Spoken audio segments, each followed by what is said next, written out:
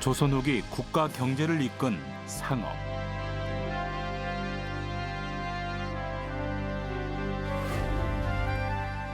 그 중심에는 산농공상의 계급 이념이 뿌리박힌 조선에서 천대받았던 상인들이 있었다.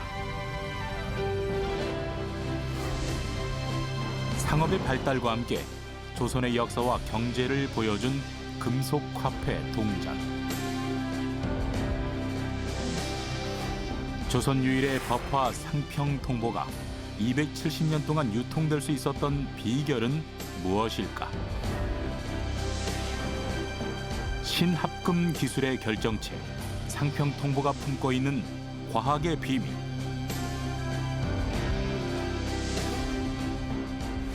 우리의 삶을 편리하게 해준 금속화폐의 동전과 조선 후기 시장 경제의 비밀을 파헤쳐본다.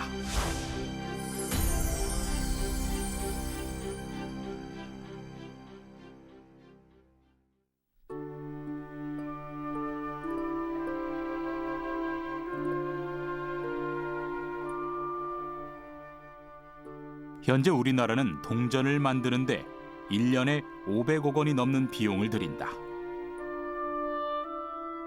반면 동전의 회수율은 10% 정도이며 신용카드의 사용이 확대되는 추세를 보이고 있다. 한국은행이 지난 4월부터 마트에서 물건을 사고 남은 동전을 선불카드나 포인트로 충전해주는 방식을 채택해서 시범 운영 중입니다. 동전 없는 사회의 다른 목표는 바로 현금 없는 사회라고 합니다. 이렇게 동전으로 인해 많은 변화를 겪었던 시기하면 바로 조선시대를 빼놓을 수가 없습니다. 신분제 사회였던 조선에서 떳떳하게 차별 없이 사용하는 뜻을 담고 발행된 이 동전은 조선 사회를 어떻게 바꿔 놓았을까요? 오늘은 역사의 뒤안길로 사라진 동전, 상평통보와 조선 후기의 흥미로운 경제사에 대해서 알아보도록 하겠습니다.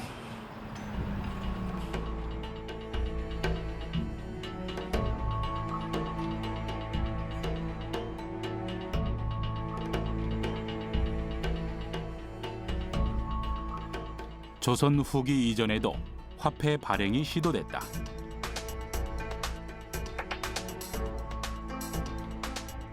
그러나 동전이 시중에서 사용되지 못한 채 화폐 개혁은 실패로 돌아갔다.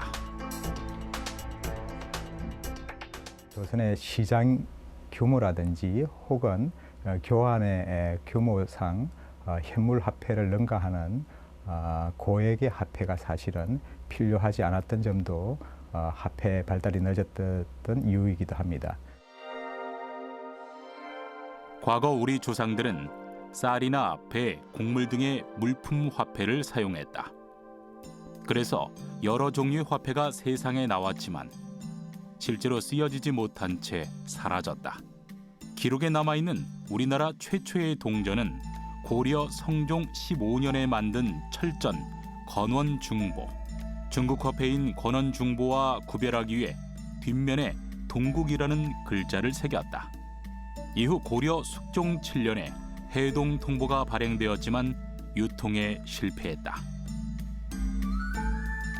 조선시대에도 화폐 개혁을 위한 노력은 계속됐다. 세종 때 처음 발행한 조선통보는 구리광산이 없어서 주조하는 데만 4년이 걸렸고 20년 동안 유통이 됐지만 결국 폐지됐다. 구리의 가치는 시장에서 막 올라가고 그 동전의 가치는 막 떨어지니까 풀어놓으면 다 그냥 사라지는 이런 그리고 심지어는 막 일본으로 막 유출이 됐어요. 그 동전을 녹여서. 그러니까 성공할 수 없는 그런 어떤 그런 환경이 깔려 있었죠. 당시에는 일반 사람들이 이걸 돈이라는 게 이 무슨 금속 가지고 과연 정말 이게 어떤 효과를 가지느냐에 대한 의구심 같은 게 많았다라는 거죠. 화폐 개혁을 위한 다양한 시도 끝에 조선 후기의 상평통보가 등장한다. 이후 조선 경제는 다양한 변화를 맞는다.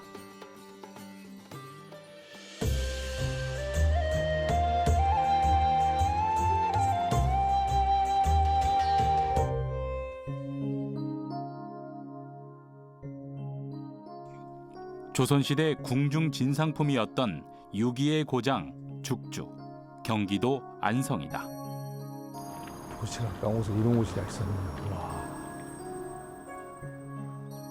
조선 후기 삼남지방과 한양을 잇는 길목으로 상평통보 발행 이후 조선 후기 3대 시장 중 한 곳으로 손꼽혔다.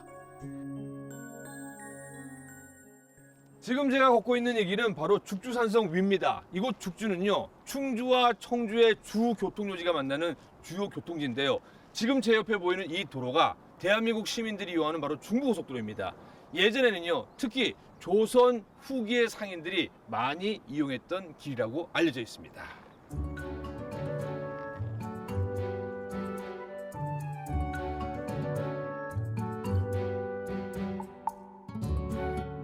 조선 후기 유기 판매로 번영을 누렸던 안성장. 현재에는 어떤 모습이 남아 있을까?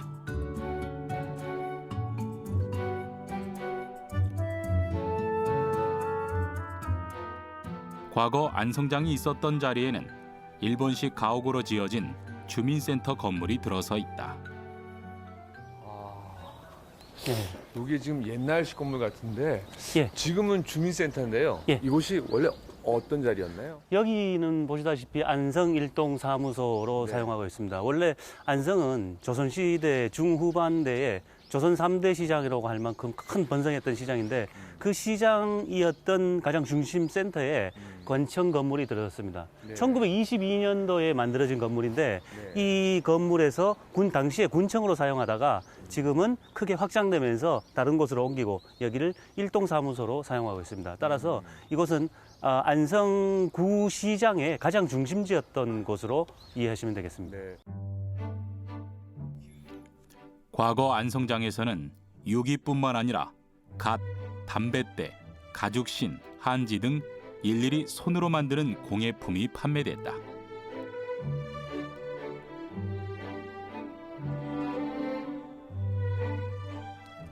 우시장으로도 유명했던 안성장에는 땔감이나 포목이 거래되는 등 생활에 필요한 각종 물건이 팔리는 곳이었다.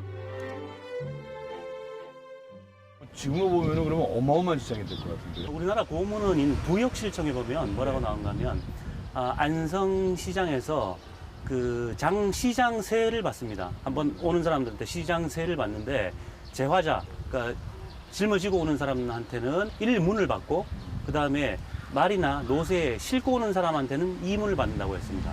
그런데 안성시장에서는 수봉되는 새가 500냥이라고 했거든요. 네. 그러면 대충 한 3,000명 이상의 사람들이 판매를 하러 온 겁니다. 그러면 물건을 사러 오는 사람들은 판매자의 한 10배쯤 된다 그러면 3만 명 이상이 물건을 사러 왔다는 얘기가 됩니다. 그러면 그 규모가 어마어마하게 한 규모라는 걸 그 단편적인 기록을 통해서도 알 수가 있습니다. 그러면은 이제 상평통보가 생긴 다음부터 좀 더 원활하겠네요. 그러면 예, 상평동보가 생기면서 화폐 경제가 되면서 모든 그 시장 경제가 활성화가 됐기 때문에 안성시장과 안성유기도 틀림없이 또 더 꽃을 폈으리라고 생각합니다. 연암 박재원이 쓴 허생전의 배경이 안성이다. 부자에게 만냥을 꾼 허생은 안성에서 과일 독점 판매로 폭리를 취한다. 당시 정치와 경제 풍자를 다룬 이야기에 돈을 빌리는 모습을 담은 것은 그만큼 상평통보의 사용이 많았다는 뜻이기도 하다. 안성장이 유명한 것은 유기 때문인데 1744년 사도세자와 해경궁 홍씨의 혼례를 정리한 의궤에 안성유기장의 이름이 기록되어 있다.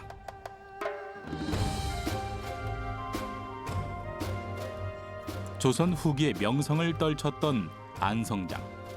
현재 그 모습은 사라지고 없지만 그곳을 드나들었던 조상들의 흔적이 남아 있었다.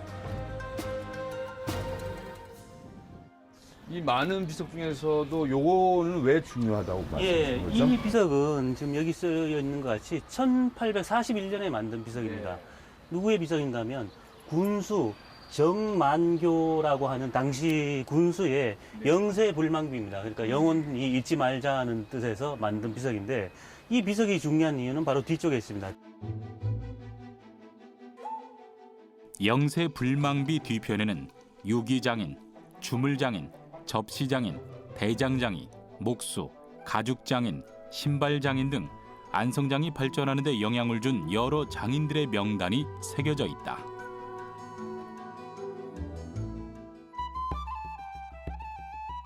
명성을 떨치던 안성장은 1790년경 수원 화성이 들어선 이후 쇠퇴의 길로 접어든다.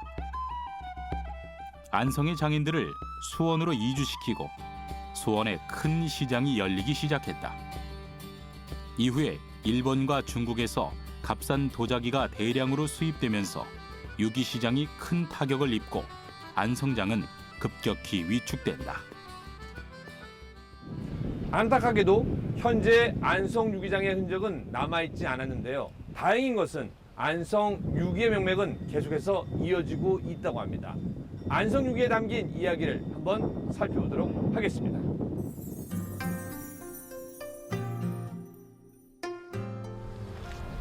아, 유기 갤러리가 있구나.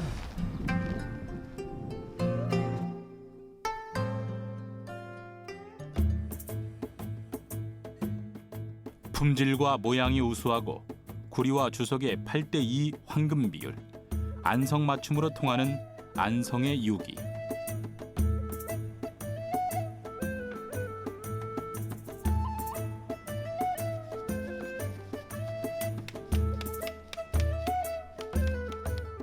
안성시 향토유적 무형문화재 제2호 이종문 유기장이 안성 유기의 전통을 이어가고 있다.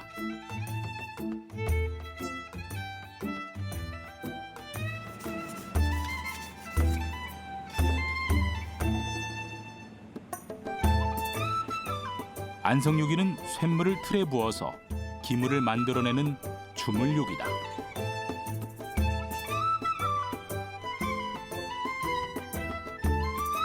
틀에서 떼어낸 기물을 찬물에 넣어서 단단하게 하는 담금질. 표면을 깎아내는 가지를 거친 후 광내기까지 7번의 작업 과정을 거친 후 완성된다. 식기나 네. 그런 이제 우리가 쓰는 거는 전부 주물유기로 하는 거예요. 그렇죠. 주물유기가 이게 여기에 우리 그 전통의 노하우가 첨단 과학이 숨어 있어요. 이게 막 섞어서 그냥 막 쌤을 부는 게 아니에요. 온도와 요 틀 속의 흙, 수분량, 요 염분량, 이 그름질할 때 그 그름 시간, 요 녹일 때 요 온도 그거 다 체크한 다음에 저희가 그 샘물을 부어서 그렇게 해도 한 30% 이상의 불량률이 있어요. 그러니까 이게 사실은 유기 그릇이 아니라 과학의 그릇이. 그렇죠. 방자 유기도 있고 유기가 또 있잖아요. 합금이 순수 구리에 주석이 들어가냐, 아연이 들어가느냐, 청동과 항동으로 나뉘어지는데 네네. 청동 제품 가지고 방자를 만드느냐, 주물 유기를 만드느냐. 그 방자 유기는 이런 반상기류는 만들지 않았어요. 그럼 뭐에 들어가나요? 징이나 갱갈이 큰 양푼이 이 큰 양푼이 뭐 저 이런 세숫대 같은 이럴 때 그런 거는 망치가 들어가는 기물은 어느 정도 때려서 만들었어요. 그런데 징이나 갱갈이는 꼭 단조 성형을 해야 돼요. 크기가 큰 주물을 망치로 때려서 만드는 방자 유기와 차별화된 안성의 주물 유기는 주물의 크기가 작고 섬세함을 기본으로 인내와 느림의 미학으로 만들어낸다. 그러면 이렇게 이 유기의 장점하면 어떤 게 있을까요? 이 장점하면은 신선함을 유지해 준다는 거, 또 강한 살균력, 또 음식을 담아 놓으면은 식욕을 더 나게 해준다는 거, 그러한 장점이죠. 그러면 이 안성 유기는 좀 자랑을 한다면 어떤 게 있을까요? 안성유기가 그 널리 뭐 알려지기 시작한 게 섬세함이거든, 섬세함. 그 장점은 다 원료 배합이 똑같으면 다 똑같이 갖고 있는데 특히 그 섬세함 때문에 맞춤이라는 말도 나온 거고 또 표현이 아주 작은 것부터 큰 것까지 표현을 잘하는 그 섬세함 때문에 또 거기서 나오는 자연스러움, 그게 이제 안성맞춤의 이제 최대 장점이죠. 쉽게 깨지지 않고 보온과 보냉 효과가 뛰어난 유기. 최근에는 항균 작용과 독성 물질에 반응하는 효능이 알려지면서 유기의 진가가 다시 주목받고 있다.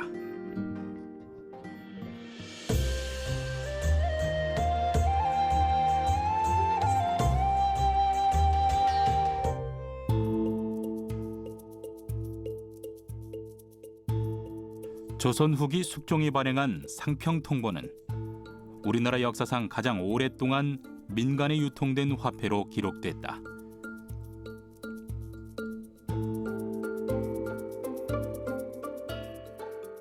하지만 이 작은 동전이 한 번에 세상에 나올 수 있었던 것은 아니다. 정부의 위로부터 이런 강한 의지가 일반 민들에게 볼 때는 실제적으로 이 일반 민들의 어떤 그런 이익을 정부가 강제적으로 흡수하려고 하는 이런 뜻으로 비치기도 했습니다. 기본적으로는 민간의 어떤 그런 아래로부터 했던 그런 요구를 수용하지 못하고 정부의 일방적인 어떤 그런 입장에서 전개되었다 이렇게 볼 수 있습니다. 1633년 인조는 문신 김신국, 김육등의 건의에 따라 상평통보를 주조했지만 유통에 실패했다. 당시 조선은 유교 중심의 농업 국가로 돈이나 화폐, 상업에 대해 부정적인 인식이 강했다. 돈이라고 하는 것은 입에 올려서도 안 되는 그런 거였고, 그래서 지체 높은 양반들은 아예 돈이라고 하는 그 단어조차도 입에 올리지를 않았어요. 유교 이념에서는 이익을 추구한다는 것, 그리고 시장이라는 것, 상업을 한다는 것, 그리고 무역을 한다는 것 모두 다 예컨대 도둑질을 하는 것과 같은 부정한 행위라고 생각하는 경향이 있었습니다. 인조 때 상평통보 발행을 논의한 지 40년 후 숙종 때 영의정 허적과 좌의정 권대운이 상평통보 발행을 주장한다.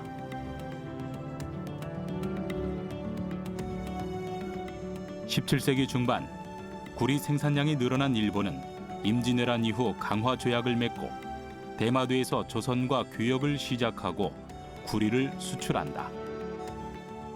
구리를 안정적으로 확보할 수 있었던 점이 상평통보를 주전할 수 있는 배경이 됐다.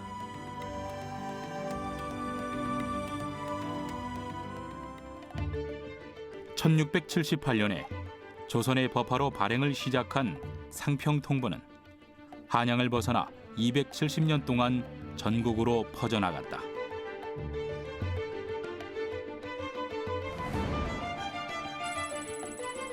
상평통보의 유통 이후 민간에서 결제 수단으로 쌀과 포목 대신 동전을 사용하는 비중이 높아졌다.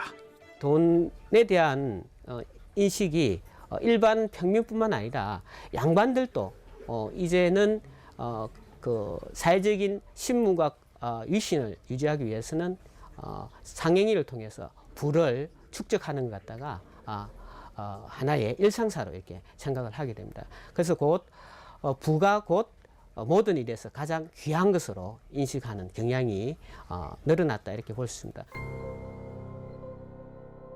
상평통보는 둥근 원에 네모난 구멍이 나 있는 형태로 떳떳하게 차별 없이 사용하라는 뜻을 담은 동전이다.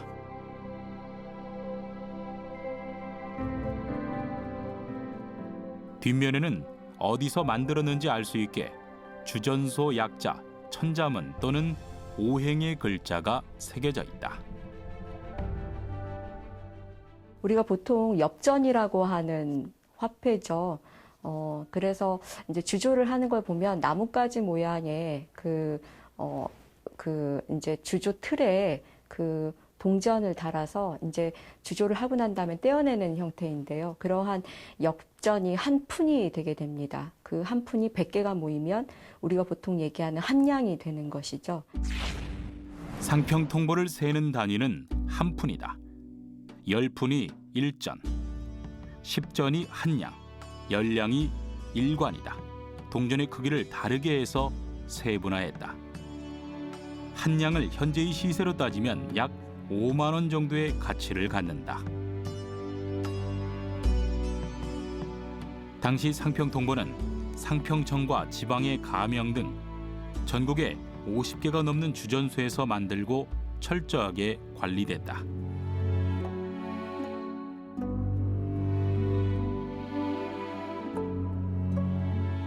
조선 후기 경상도 지역에서 유통된 상평통보를 발행한 경상가명. 가명은 조선시대 각 도의 관찰사가 거처하는 관청으로 지금으로 치면 도청이라고 할 수 있다.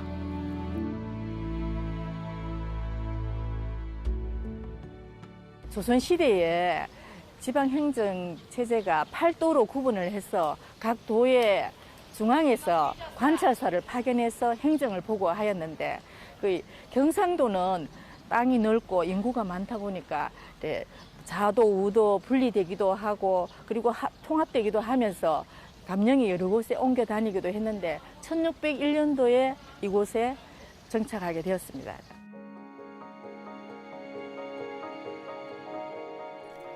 조선 전기 경상가명은 대구가 아닌 경주에 자리했다. 임진왜란 이후 낙동강 동쪽과 서쪽을 나눠서 경주와 상주로 각각 분리해서 설치했다.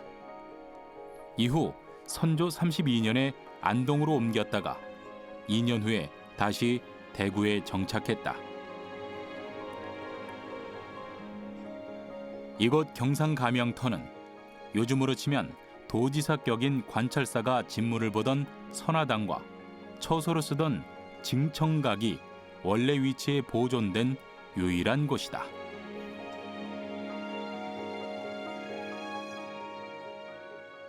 용장식이 있는 것으로 보아서 보통 이런 용장식은 궁궐이나 그런 데서만 보이는데 이 감령에서도 보인다는 것은 그만큼 그 당시에 감령에서의 관찰사의 위세라든지 지방행정 제도가 문란해졌다는 그런 걸 엿볼 수 있습니다. 경상감령 내에서는 그 상평통보 화폐 주조 이외에도 뭐 도서 간행이라든지 많은 업무 시설도 있었고 많은 일을 했다고 합니다.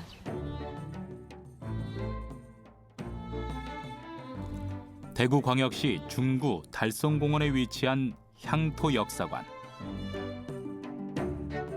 대구 지역의 역사, 민속, 농업과 상업, 경상가명과 관련된 각종 유물 자료가 전시되어 있는데 경상가명에서 발행한 상평통보도 보관 중이다. 상평통보 뒷면에 경상가명의 상자가 각인이 되어 이것이 경상가명에서 발행되었다는 것을 확인할 수 있다. 대구에 정착한 가명은 지방행정의 중심으로서 군사, 교육, 문화, 상업 모든 면에서의 중심지적인 역할을 하였습니다.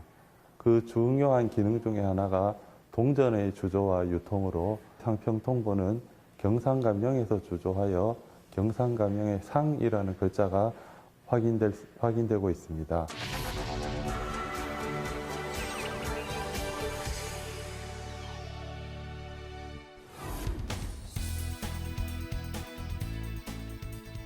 충청남도 공주에 위치한 공주대학교.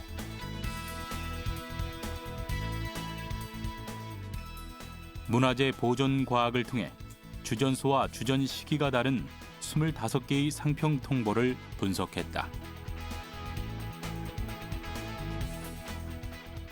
만든 시기와 지역에 따른 상평통보의 성분과 미세 조직의 차이를 발견했다.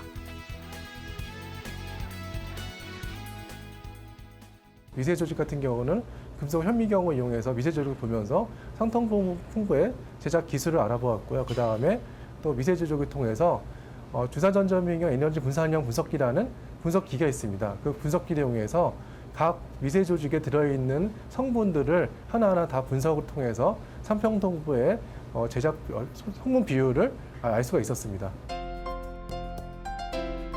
1900년대 호머 헐버트가 펴낸 월간지 더 코리아 리뷰에 기재된 당시 화폐 주조 방식으로 상평 통보를 복원하고 성분을 분석했다.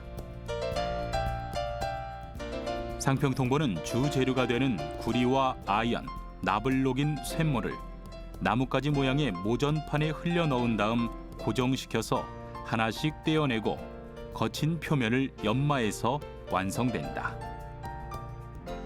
거기 보면은 상평통보를 만들 때 비율이 구리와 아연과 납의 비율이 6대 3대 1이었습니다. 그래서 저희가 복원 실험할 때는 구리 60, 그 다음에 아연 30, 납 10을 집어넣어서 복원 실험을 해봤고요. 구리와 아연, 납을 배합해서 만드는 상평 통보는 미세 조직을 관찰하면 당시의 제작 방법을 알 수 있다.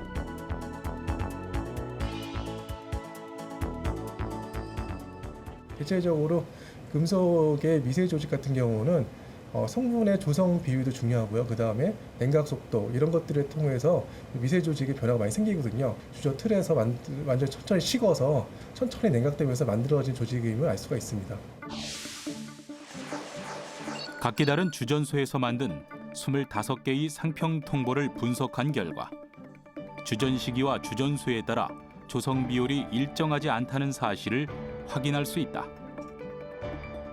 그 당시에는 그 주석을 구하기가 굉장히 어렵습니다. 그래서 대부분 중국에서 수입한 걸로 알고 있고요. 또 그 주석을 대체하기 위해서는 좀 더 잘 만들 수 있는 그런 원료가 필요한데 이제 그것이 아연이라는 것이죠. 그래서 이제 주석 대신에 아연을 넣어서 그 상평 통보를 제작했다 이렇게 생각이 됩니다.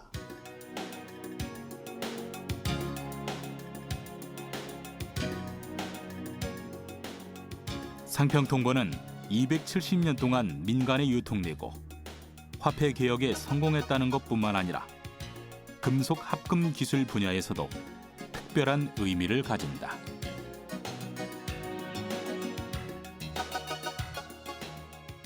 상평 통보가 나오기 전까지 우리나라에서 아연을 이용해서 만들어졌던 그런 유물들이 거의 없습니다. 숙종 때에 대해서 아연이라는 것들을 본격적으로 도입을 해서 그때부터 우리가 주석 대신 아연을 쓰게 되는 시기가 됩니다. 그러니까 합금 기술이 상당히 그때 우리가 주요 기술이 청동 기술에서 황동이나 그런 다른 걸 섞어 쓰는 기술 넘어가는 상당히 그런 중요한 계기거든요. 금속 화폐를 만들 때 주석 대신 아연을 섞어 쓰게 되면 완성된 화폐의 주조성이 좋아지는 특징이 있다. 주조성이 좋아진다는 것은 쇠붙이의 녹는 점이 낮고 유동성이 좋아서 화폐를 만들기에 알맞은 성질이 된다는 뜻으로 상평통보 표면에 넣는 한자나 숫자, 부호 등이 잘 새겨진다는 뜻이기도 하다. 화폐는 유통을 시작함과 동시에 위조 방지 노력이 병행된다. 상평통보도 마찬가지였는데 사주전이라고 하는 가짜 상평통보를 주전하는 무리가 있었다. 지난 2006년에 강원도 산골에서 엽전이 발견돼 사주전인지에 대한 진위 여부를 둘러싸고 논란이 일기도 했다. 상평통보의 위조 방지를 위해 앞 뒷면에 한자와 문양을 넣어서 주전소를 표시하고 민가에서 가짜 상평통보를 유통시킨 범인을 색출해 엄벌을 내리는 등 철저하게 관리했다.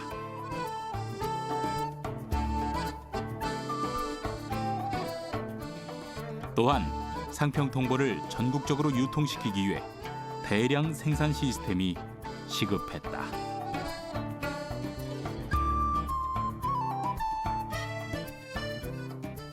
천천히 샘물이 들어가면서 다 굳은 다음에 빼보면 하나의 나무처럼 보이거든요. 나무에 돈이 열매처럼 맺혀 있는 것처럼 보입니다. 그래서 그걸 나중에 자르면 하나의 그런 가지새에 100개가 될 수도 있고 더 크게 만들면은 더 많이 생성될 수 만들 수 있겠죠. 그래서 그 당시 기준으로는 상당히 좀 많은 화폐들을 빨리 제작하기 위해서 이 주전틀을 만들었던 거죠. 그래서 그런 것들도 좀 보면 뭐 그 당시에는 그 화폐를 주조하는데 이 과학적인 마인드도 일부 작용을 했다 이렇게 볼 수 있습니다.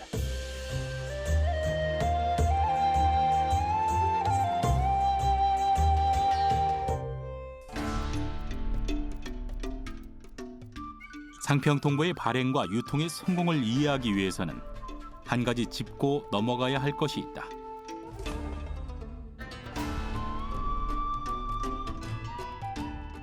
숙종 4년에 상평통보를 발행하기 1년 전 전국으로 확대 실시된 대동법이란 조세 제도이다.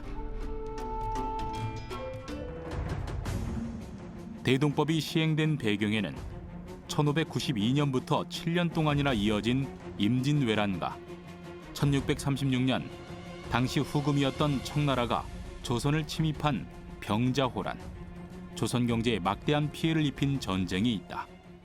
후금이 명나라를 제압하지 못하고 이제 전쟁을 하고 있는 중이었는데 그 전쟁하는 과정에서 식량이라든지 또 병력이라든지 이런 부분을 여러 차례 그 징발을 요구했고 그것이 그대로 조선으로서는 재정 압박이 됐고 그 부담을 백성들한테 바로 걷어야 되는 그런 상황이니까 뭐 민생은 거의 도탄에 빠져 있는 상황이고 국가 재정은 거의 해체되어 있는 상황이고 이런 상태에서 뭔가 이제는 개혁을 하지 않으면 안 된다라고 하는 요구가 나왔고 그 요구의 결정체가 나중에 이제 결국 대동법이 됐던 겁니다. 조선시대의 수취제도는 크게 4가지로 나눌 수 있다. 토지에서 거두는 전세, 가구마다 특산물을 바치는 공납, 16세 양인에게 부과되는 군역, 백성의 노동력을 무상으로 수취하는 요역이 있다.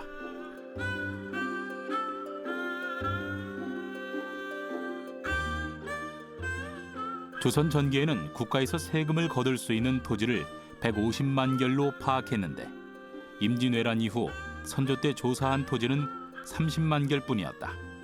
3년 뒤인 광해군 때 54만 결 정도로 늘어났다.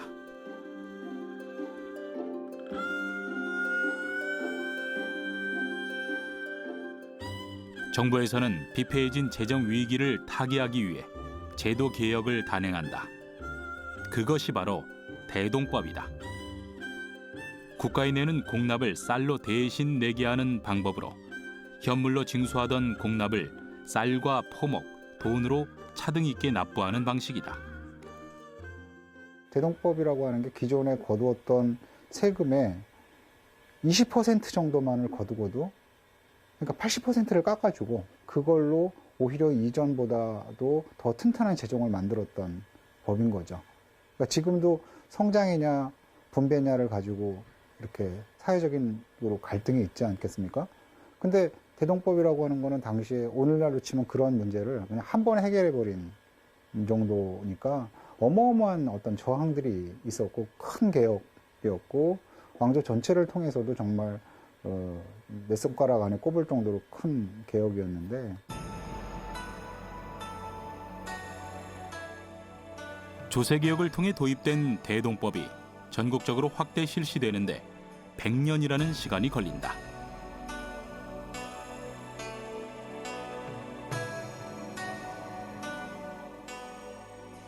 대동법이 전국적으로 시행된 다음 해 상평통보가 법화로 발행되기 시작한다.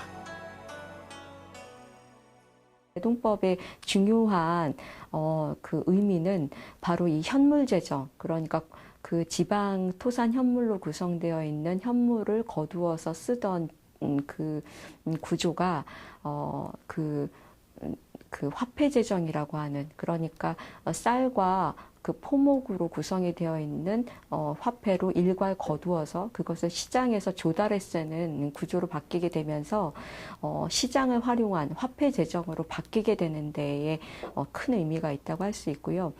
이러한 대동법의 시행이 동전의 주조와 유통에 상당한 그 영향을 끼치게 되고 큰 배경이 되었다고 평가할 수 있겠습니다.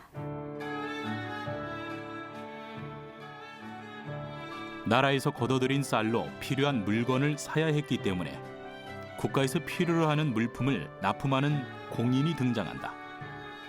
이후 교통이 발달하고 길이 교차되는 지점에 사람과 물건이 모이는 시장이 들어선다.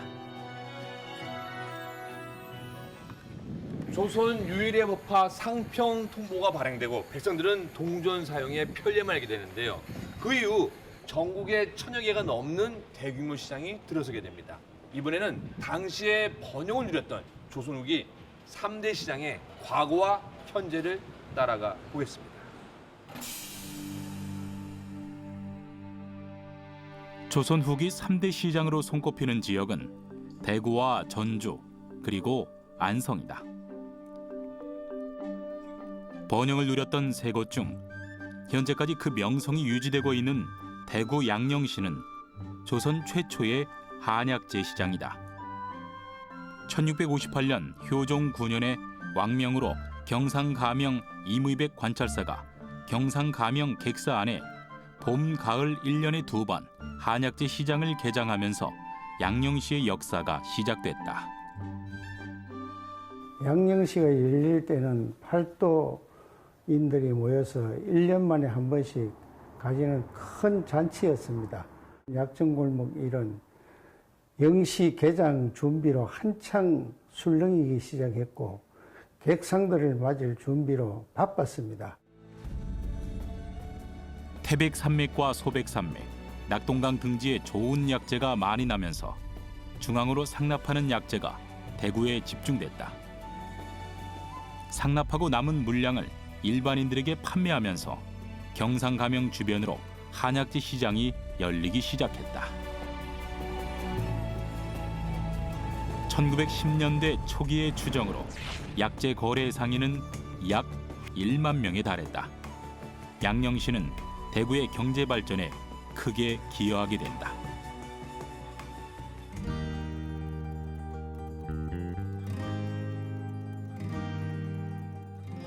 하지만 이렇게 번영을 누리던 대구 양령시도 일제강점기를 겪으며 터를 옮겨야 했다.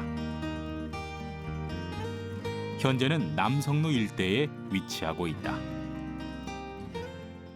옛날에 있던 곳은 경상감령. 우리 경상감령 그 객사 뜰 앞에서 있다가 대구 업성이 흘린 자리가 이제 앞에 이제 남성로, 지금 현재 우리 양령시가 거주하고 있는 이곳으로 옮겨진 것이죠. 그래서 이제 건자에 와서 지금 그 명맥을 유지하는 현실이 바로 남성로 일대입니다. 대구는 조선 후기의 흔적이 곳곳에 남아 있다.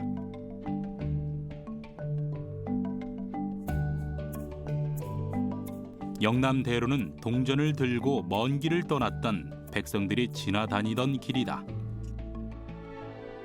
학업 시험 보러 가는 사람들은 이 길을 통해서 문경 세대를 통해서 서울로 입성하게 되어 있는 도로입니다. 그래서 영남대로가 생긴 겁니다. 보부상들이 전적으로 운하를 하고 낙동강을 통해서 이제 수집된 약재라든지 이런 물동량이 대구에 자연적으로 발생된 말이지만 그건 자연적 요건이 갖춰 있으니까 양령시가 개설이 부활이 되고 잘 된 것 같습니다.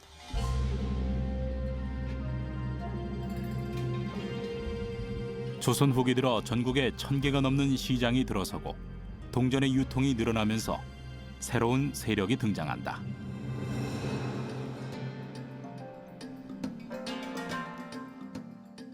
독점 판매를 통해 시세 차익을 얻고 큰 돈을 번 거상들이다. 동전이 그 시장 가격의 그 가치 척도의 그 기능을 담당했기 때문에 고가차를 일으키게 되는 이제 그 도거리에 이 동전이 또 활용이 되는 이용이 되는 그러한 문제점을 낳기도 합니다. 그래서 동전이 순기능만 했던 것은 아니고 이렇게 시장을 모두 다 장악한 그 유통화폐로서 기능하지 못함에 따라서 매점 매석과 같은 그런 도구 행위에 오히려 활용이 되는 이제 문제점을 낳기도 하죠. 조선 후기 가장 눈에 띄는 거상은 제주도 물품과 육지 물품을 교역했던 김만덕이다. 1739년 제주에서 태어난 김만덕은 건의포구의 상인들의 숙소이자 거래소인 물산 객주를 차려 장사를 시작했다. 제주 특산물인 전복, 미역을 육지로 보내고 쌀, 무명, 화장품 등을 제주로 가져왔다. 50대에 이르러 거상이 된 김만덕은 제주 도민들이 계속되는 재해로 기근에 시달리자 유통업으로 모은 전 재산을 털어 쌀을 사고 제주 도민을 살린다. 정조 임금님께서 제주도 백성들을 구하기 위해서 육지에서 쌀을 보냅니다. 육지에서 뭐 상당히 많은 쌀을 보내는데 그게 오다가 풍랑을 만나가지고 다 가라앉아 버려요. 진짜 죽게 생긴 거예요. 그래서 김만덕이 자기 돈을 풀어서 육지에다가 이제 곡식을 주문을 하죠. 그래서 500섬이라고 하는 어떤 당시로서는 굉장히 큰 재물이었던 것 같은데 그런 곡식을 육지에서 들여다가 그걸 가지고 제주도 사람들을 먹여 살려요. 김만덕의 기부와 선행을 알게 된 정조는 상을 내리려고 했지만 그녀는 한양 궁궐 방문과 금강산 관광을 원했다. 당시 제주도민들은 섬을 떠날 수 없었지만 정조는 김만덕에게 내의원 의녀 반수라는 벼슬을 하사하고 소원을 들어주었다. 김만덕의 선행은 정조실록은 물론 각종 문헌의 기록으로 남아있다. 1812년 세상을 떠난 김만덕은 제주도민을 구하고 사회 환원을 실천한 기업가로 평가받고 있다. 조선 후기에 대동법이 전국적으로 실시되고 정식으로 발행된 동전 상평통보. 이후 조선 경제사의 한 축이 되어 270년 동안이나 백성들의 생활에 스며들었다. 그렇다면 상평통보는 어떻게 역사의 뒤안길로 사라지게 된 것일까? 그것이 이제 고종 3년경에 경복궁 증권을 통해서 이제 당백전이라고 하는, 우리가 보통은 땡잡할 때 할 때 그 땡전이 당백전